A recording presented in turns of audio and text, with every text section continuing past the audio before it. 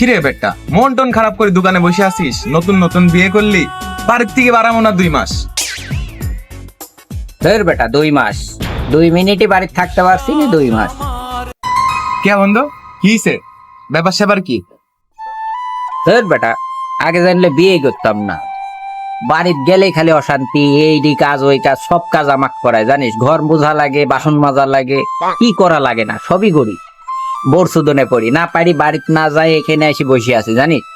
বিয়ে করে আমার জীবনটাই তেজপাতা হয়ে গেছে। হেই বেটা, তুই আমার বন্ধু নামে কলঙ্ক। তুই আমাকে দেখি কিছু শিখতে পারিস না? বউ সবসময় পায়ের নিচে রাখতে হবে। তুই আমাকে দেখি শেখ, দাঁড়া। হ্যাঁ হ্যালো, রান্না বান্না কি হয়েছে? এই শালি, তুই রান্না এখনো করিস নি, তুই রান্না করবি কিটা?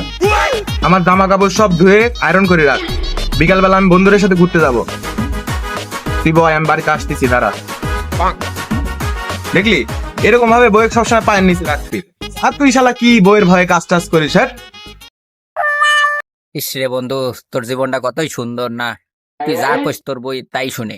আমার বউ যদি এরকম শুনতো রে, কতই ভালো হইতো। আজকে আর এখানে বসে থাকা লাগে? আচ্ছা থাক বন্ধু, আমি একটু হালকা হয়ে আসি। रुको जरा सबर करो। হ্যাঁ বাবু, আমি বন্ধুর সামনে একটু পার্টলি এমনি এভাবে কথা কইছি, কিছু মনে করো না। আমি বাড়িতে এসে রান্না বান্না সহ তোমার জামা কাপড়ে ধুই দিব। কি, তুই আজকে বাড়িতে আয়, তুই বন্ধুদের সামনে আমার সাথে পারতে খাস? কে তোর ছাটা পিটা করে একদম বাড়ি ছাড়াবো।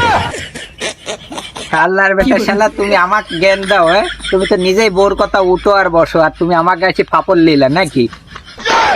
আহা, আমি পারি না আর পারি না।